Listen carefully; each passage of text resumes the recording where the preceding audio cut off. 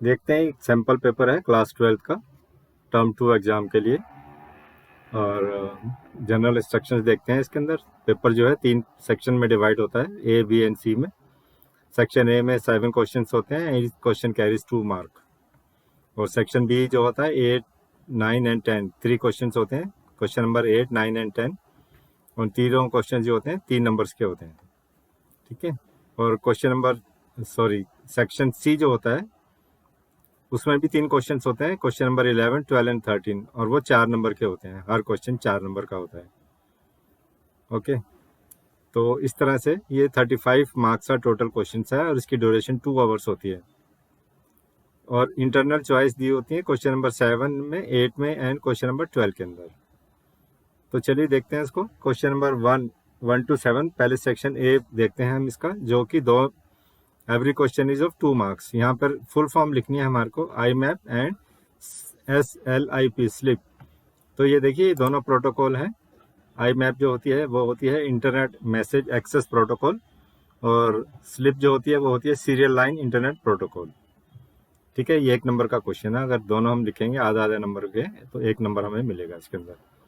Next question जो इसका है, ये देखिए, ये भी 1 नंबर का क्वेश्चन है। Next, what is an IP address. ठीक है, IP एड्रेस क्या होता है? IP stand for internet protocol. It is a unique address that identifies a device on the internet और ए लोकल नेटवर्क। या तो हम इंटरनेट से कनेक्टेड होते हैं या अपने लोकल नेटवर्क से हम कनेक्टेड होते हैं, लैन से। तो it's a set of rule governing the format of data sent via the internet और लोकल नेटवर्क। जब हम अपने नेटवर्क से कनेक्ट होते हैं, हमें एक यूनिक एड्रेस दिया जाता है जिसको कि इंटरनेट प्रोटोकॉल एड्रेस हम कहते हैं। ठीक है, ताकि उससे हमारा डिवाइस जो होता है वो आइडेंटिफाई होता है। तो ये इसकी प्रॉपर डेफिनेशन है IP एड्रेस की। नेक्स्ट क्वेश्चन आता है, what is stack and what are its applications. Stack क्या होता है? स्टैक जो पाइथन के अंदर एक डाटा स्ट्रक्चर होता है जिसको कि हम लिस्ट से इम्प्लीमेंट करते हैं। It is implemented with the help of linear list. ठीक है, और stack is a linear structure implemented in last in first out manner. Last in first out, इसको लिफो भी बोलते हैं। इस मैनर में इसको इम्प्लीमेंट किया जाता है using list in Python, where instructions and deletions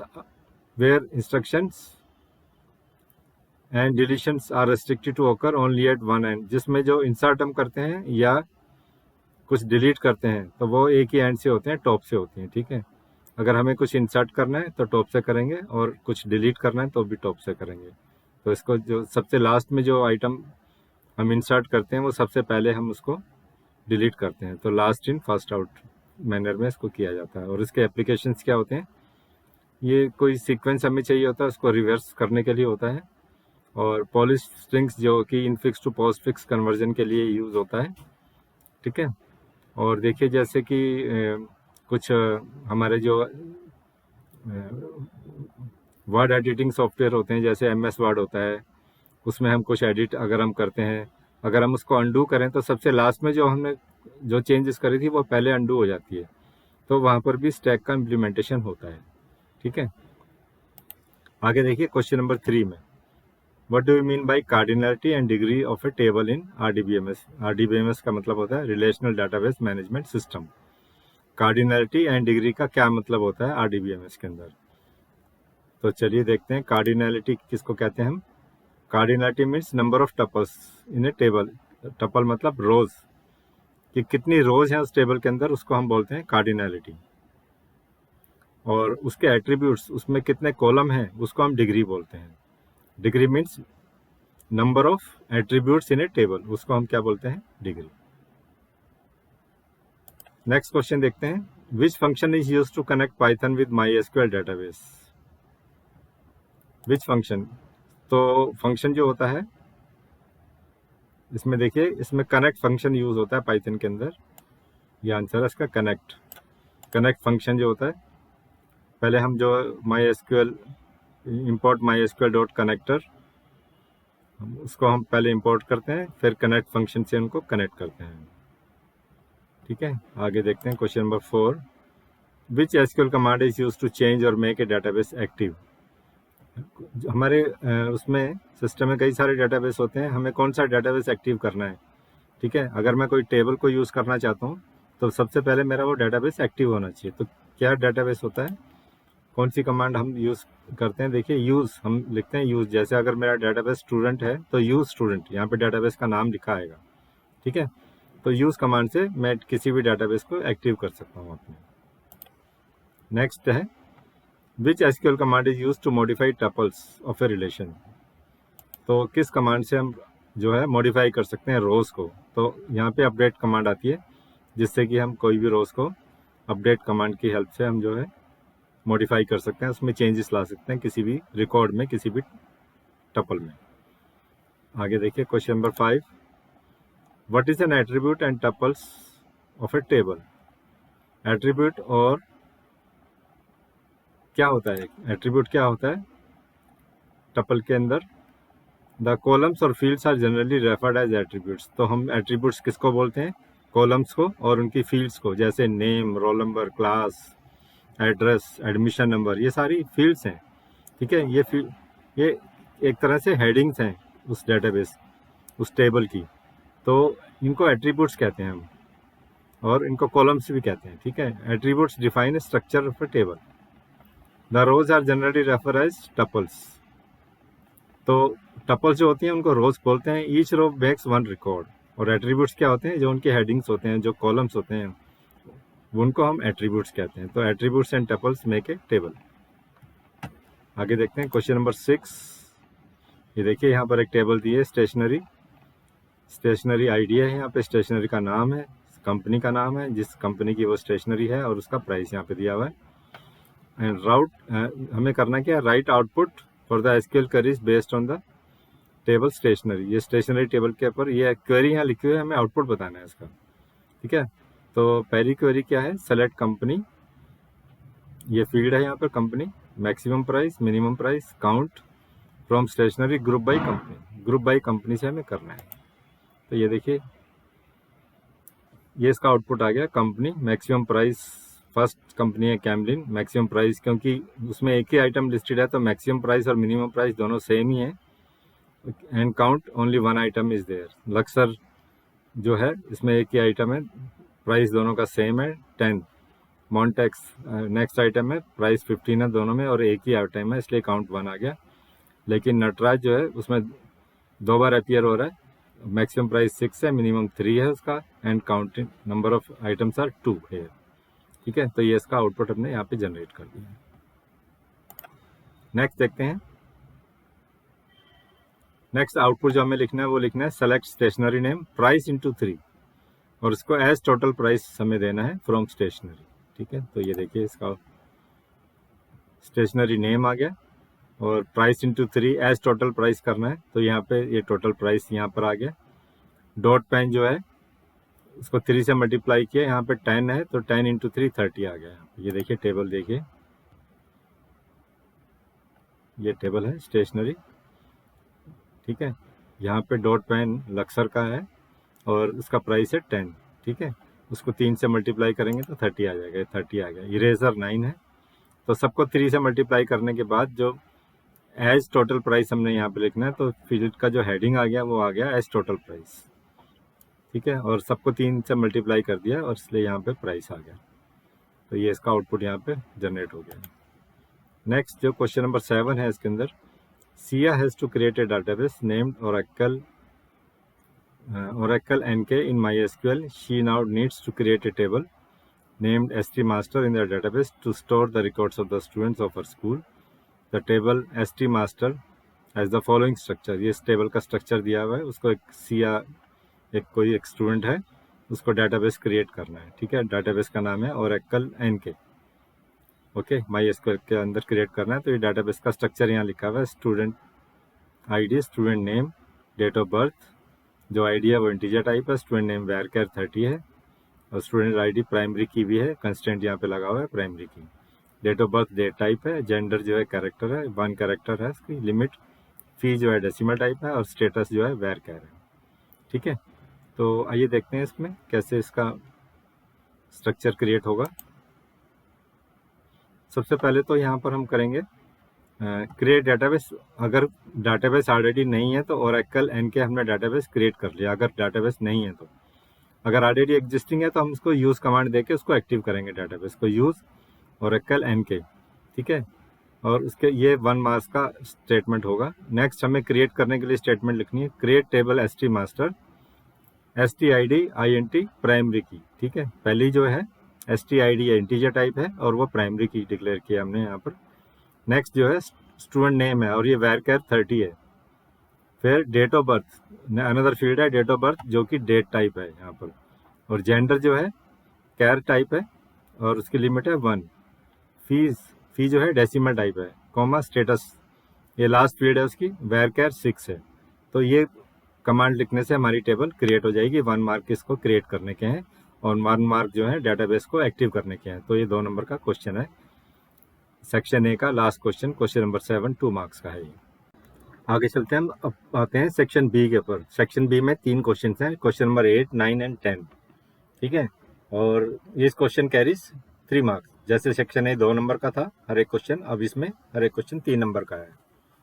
तो क्वेश्चन नंबर 8 देखते हैं। इसमें देखिए राइट ऐड न्यू, इसमें यहाँ पे एक फंक्शन लिखने को बोला जा रहा है। फंक्शन का नाम है ऐड न्यू और उसमें एक पैरामीटर है बुक एंड रिमूव बुक। तो add book, add new book and remove book, 2 function लिखने को कहा गया है in Python to add a new book and remove a book from a list of books. यहाँ पर एक लिस्ट है बुक्स की, तो ये स्टैक का प्रोग्राम है। हमें यहाँ पर लिस्ट के द्वारा स्टैक को इम्प्लीमेंट करना है, considering them to act as push and pop operation of the stack, ठीक है। डाटा स्ट्रक्चर स्टैक के अंदर हमें पुश एंड पॉप ऑपरेशन करना है।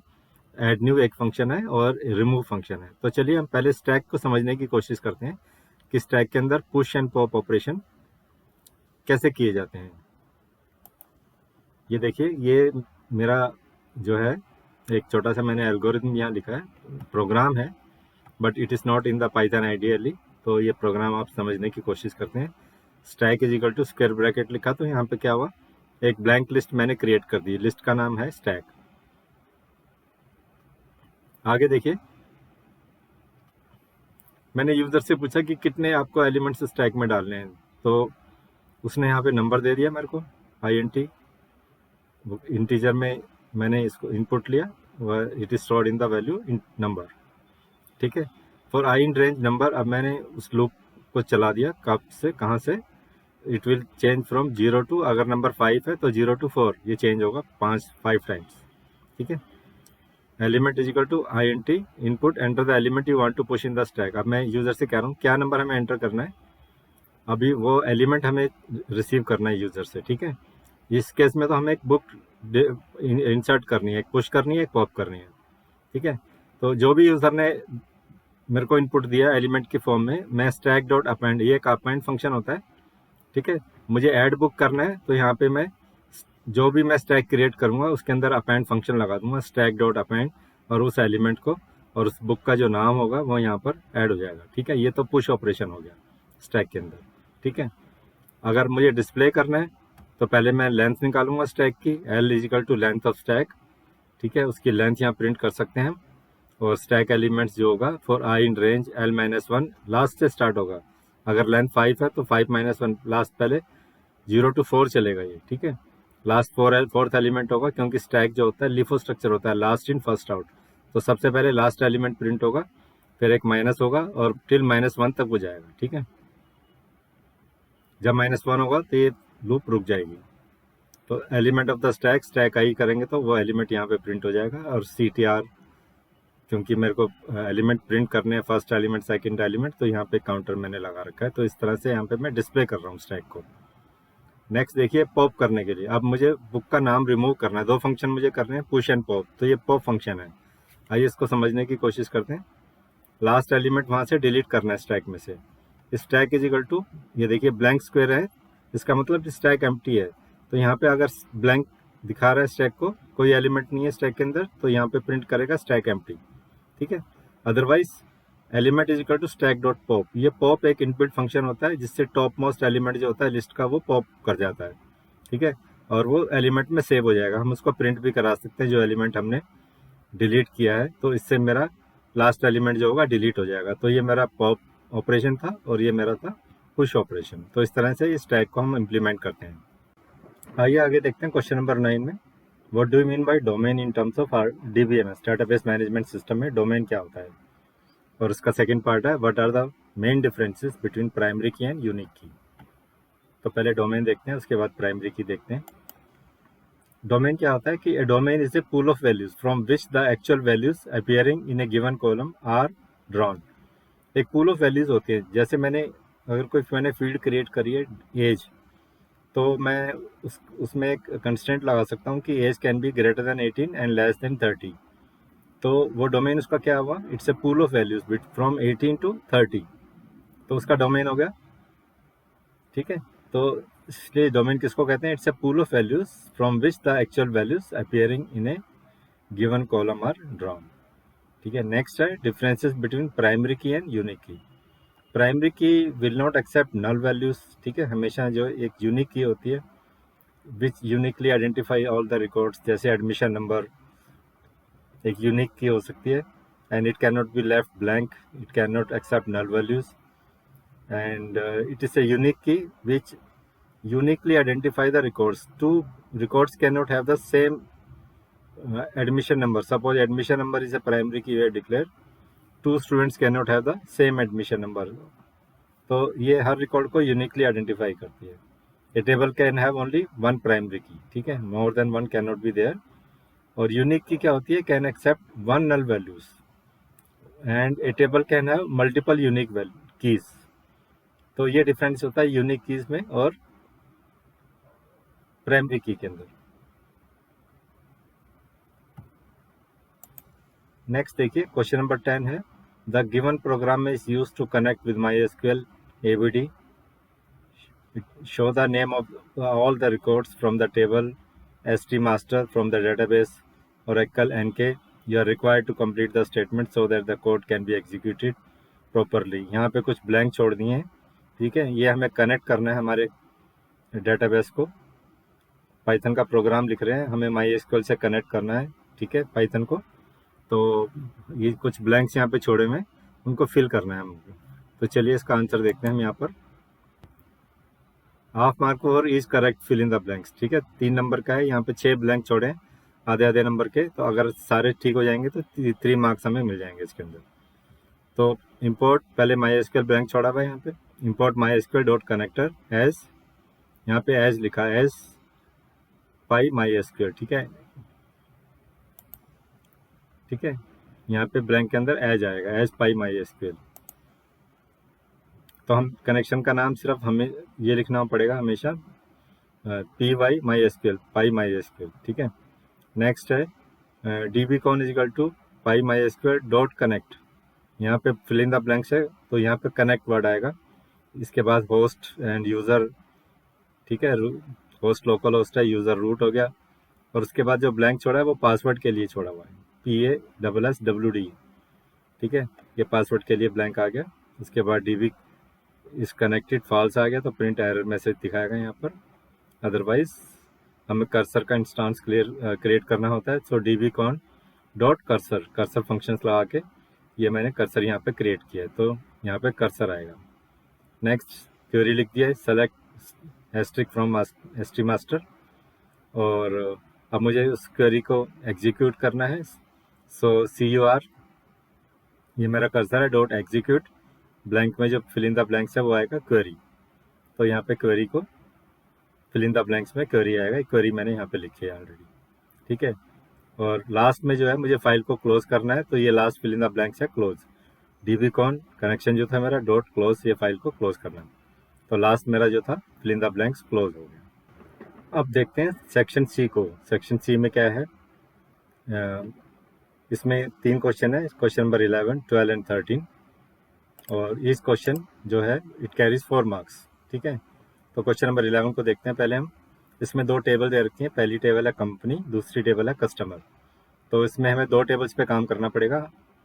जो क्वेरीज हमें लिखनी पड़ेंगी वो दोनों टेबल्स को यूज़ करके लिखनी पड़ेंगी। Right SQL command for the queries based on table company and customer. ये कंपनी है, इसमें कस्टमर कंपनी ID है CID, और नेम है कंपनी का, सिटी है वेयर द कंपनी सिचुएटेड, और प्रोडक्ट नेम है। ठीक है, जैसे कंपनी ID है 111111, सोनी नाम है कंपनी का, दिल्ली सिटी है, और प्रोडक्ट नेम है टीवी। फिर नोकिया मुंबई मोबाइल, फिर ओनिडा दिल्ली टीवी, सोनी है मुंबई में मोबाइल है, ब्लैकबेरी मद्रास में मोबाइल है, डेल कंपनी दिल्ली से लैपटॉप। तो इस तरह से ये कंपनी टेबल है और कस्टमर टेबल है। यहाँ पे कुछ नेम दिए हुए हैं। कस्टमर आईडी है 101234567 से 1 से 7 तक है, और उनके नाम है कस्टमर्स के राहुल, दीपक, मोहन, सुचाया, नेहा, सिया, अर्जुन, और कुछ यहाँ पे प्राइस दे रखे हैं और क्वांटिटी दे रखी है और कंपनी की आईडी दे रखी है। ठीक है, तो ये देखिए CID इधर भी है और CID इधर भी है, ये फॉरेन की है। तो अगर हमें दोनों कंपनीज को, दोनों टेबल्स को आपस में रिलेट करना होगा क्वेरीज के लिए, तो हम किससे करेंगे? ये जो कॉमन फील्ड है इनके अंदर, CID इसमें भी है और उसमें भी है। ठीक है, तो आइए चलते हैं, देखते हैं क्या क्वेरीज है इसकी। पहली क्वेरी है to display those company name which are having price less than 30,000। Less than 30,000 जो प्राइस है ये आइटम्स का, उस कंपनी का नाम हमें लिखना है। तो देखते हैं यहाँ पे select CM dot name, CM हो गया कंपनी का। ठीक है, हमने यहाँ पर इसको एलियास क्रिएट कर दिया हमने, CM dot name. CM stand for company, तो नेम जो है कहाँ से आ गया? वो आया टेबल कंपनी से। ठीक है, और कस्टमर के लिए CT, where CM dot CID is equal to CT dot CID। ठीक है, कस्टमर के लिए CT हमने क्रिएट किया, तो हमें CID दोनों का इक्वल जहाँ पर है हमारा कंपनी का और कस्टमर का, वहाँ पे क्या करना है? वो डिस्प्ले करना है वेयर CT डॉट प्राइस। ठीक है, कस्टमर टेबल के अंदर जो प्राइस दिया हुआ है वो लेस देन 30,000 है, तो हमें उसको सेलेक्ट करना है, यानी कि डिस्प्ले करना है। तो ये मेरी पूरी क्वेरी हो गई है। इन दोनों कंपनीज को मैंने ज्वाइन किया यूज़ करते हुए CM dot CID is equal to CT dot CID। ठीक है, और and CT dot price is less than 30,000, जो भी होगा वो वहाँ पर डिस्प्ले हो जाएगा। नेक्स्ट क्वेरी है to display the name of the companies in reverse alphabetical order.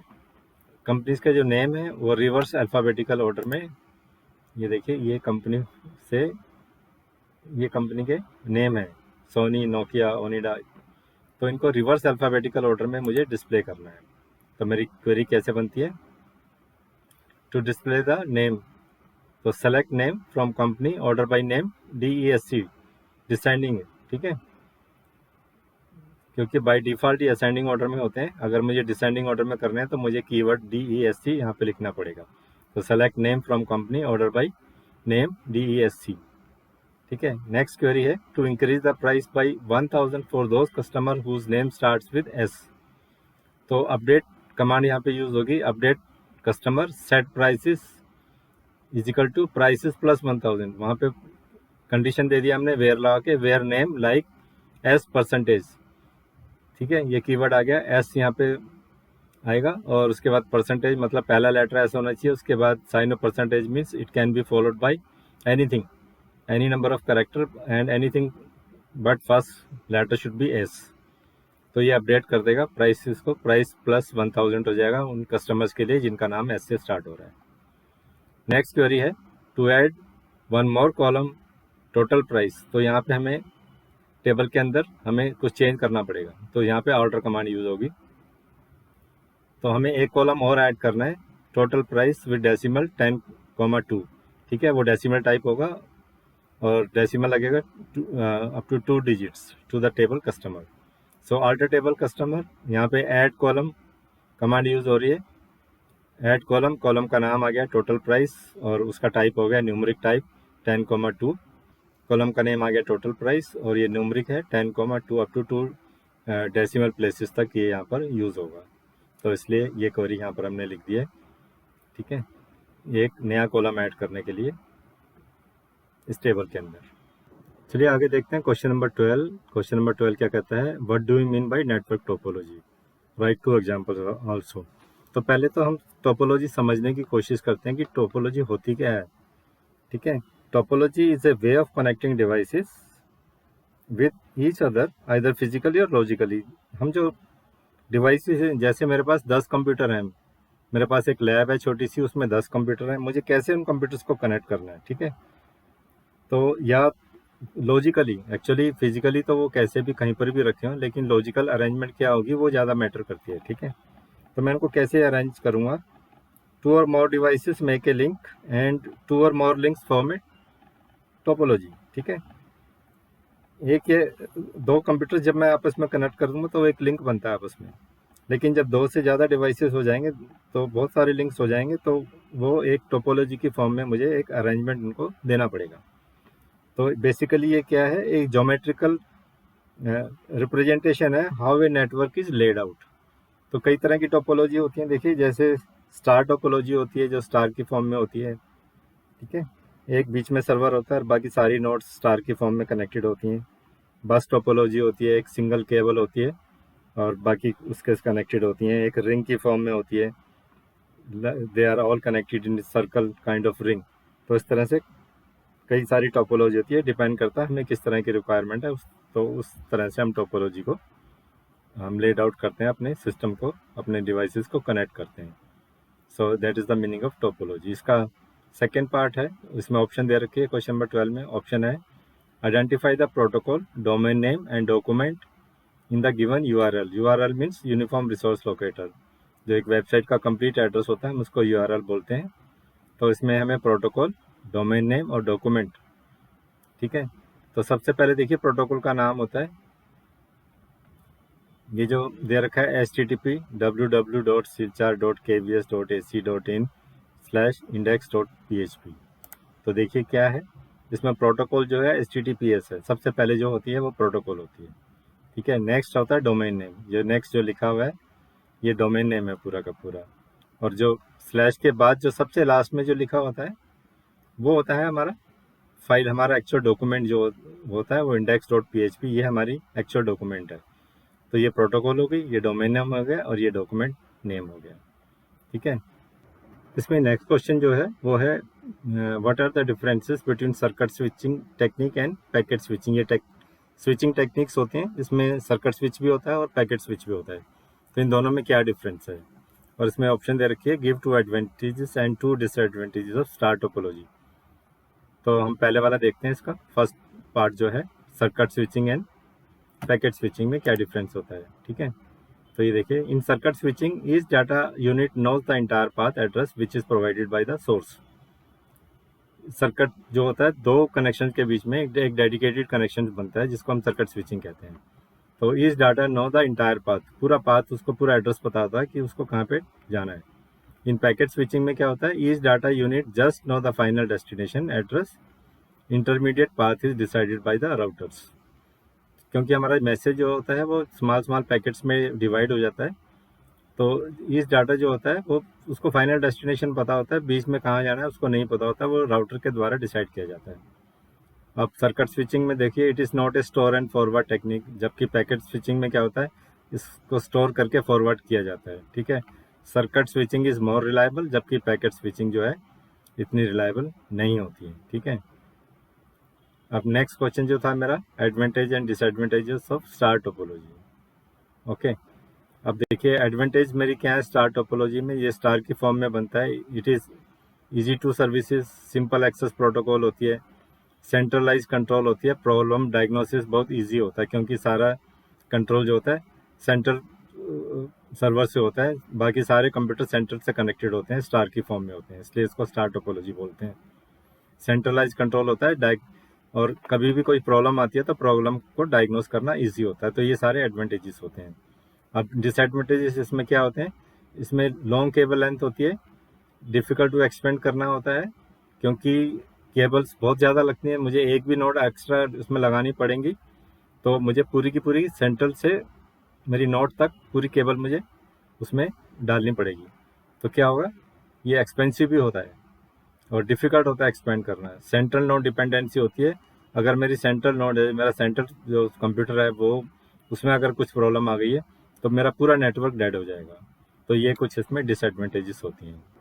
आगे देखिए, मेरा लास्ट क्वेश्चन जो है क्वेश्चन नंबर 13, जो सेक्शन सी का लास्ट पार्ट है उसको देखते हैं। S3 Edutech has set up its new centre at Kamla Nagar for its office and web based activities. The company compound has 4 buildings, ठीक है। उसके पास 4 बिल्डिंग है, Jupiter building, Orbit building, Oracle building और सनराइज बिल्डिंग। ठीक है। तो distance between the various buildings यहाँ पर दिया हुआ है इस टेबल में। Jupiter to Orbit 50 metre, Orbit to Oracle 85, Oracle to sunrise 25 and Sunrise to Jupiter 170, Jupiter to Oracle 125 and Orbit to Sunrise 45 metre. ये डिस्टेंस है बिल्डिंग्स के बीच में। और हर एक बिल्डिंग में कितने कंप्यूटर लगे हैं वो भी यहाँ पे दिए हैं। जुपिटर बिल्डिंग में 30 कंप्यूटर्स हैं, ऑर्बिट में 150 हैं, ओरेकल में 15 है, सनराइज में 35 है। नेक्स्ट क्वेश्चन जो है, पहला नंबर जो है, suggest cable layout of connection between the buildings. इस कैंपस के अंदर देखिए हमें लोकल एरिया नेटवर्क यूज़ करते हुए हम जो है स्टार टोपोलॉजी हम यूज़ कर सकते हैं, और हम जो है बस टोपोलॉजी भी यूज़ कर सकते हैं इसके अंदर। ठीक है। और हमारा सर्वर जो होगा, नेक्स्ट क्वेश्चन यह है, the most suitable place to house the server of the organisation. Server जो होगा डेफिनेटली हमारा ऑर्बिट बिल्डिंग में होगा। क्यों होगा वहाँ पर? उसका रीज़न है क्योंकि इसमें maximum number of computers are there. सबसे ज़्यादा कंप्यूटर ऑर्बिट बिल्डिंग में, इसलिए हमारा सर्वर यहीं पर ही होगा। ठीक है। Then suggest the placement of the following devices with justification. Internet connecting device, modem और स्विच।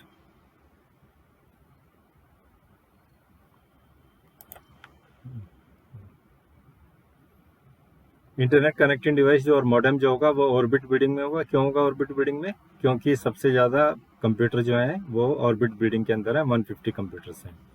और जो स्विच होगा, स्विच हमारा जो होगा हर एक बिल्डिंग में होगा, क्योंकि लोकल एरिया नेटवर्क से हमें सारे कंप्यूटर्स हमें कनेक्ट करने हैं, हर एक बिल्डिंग के अंदर कनेक्ट करने हैं, इसलिए switch has to be in every building. So each building के अंदर स्विच होगा। ठीक है। और लास्ट क्वेश्चन जो है इसका नेक्स्ट पार्ट जो है वो कहता है, the organization is planning to link its cell counters situated in various parts of the same city. Which type of network out of LAN, MAN और WAN will be formed? Justify your answer. जैसा कि हमें मालूम है कि LAN जो होता है लोकल एरिया नेटवर्क, एक विद इन कैंपस के अंदर होता है, लेकिन ये सेल काउंटर है situated in various parts of the same city. इस कैंपस के अंदर नहीं है, but they are situated in the same city and different places में है। ठीक है। तो उसके लिए कौन सा मेट्रोपॉलिटन एरिया नेटवर्क यूज़ होगा? मैन यूज़ होगा। ठीक है। और वैन नहीं यूज़ होगा, क्योंकि वैन जो होता है पूरे ग्लोब के लिए होता है, जो सबसे बड़ा एरिया चाहिए होता है जिसके लिए, वहाँ पर हमें वैन कनेक्ट करते हैं, क्योंकि ये with in the same city है। तो मेट्रोपॉलिटन एरिया नेटवर्क जो होगा ये बेस्ट सूटेबल होगा इसके लिए। सो ये था एक sample paper class 12th exam term 2 के लिए। So thank you very much for watching this video. अगर आपने हमारा चैनल अभी तक सब्सक्राइब नहीं किया तो प्लीज़ इसको सब्सक्राइब कर दें और बेल आइकन भी प्रेस कर दें, ताकि हमारे आने वाले सारे वीडियो आप तक पहुंचते रहे।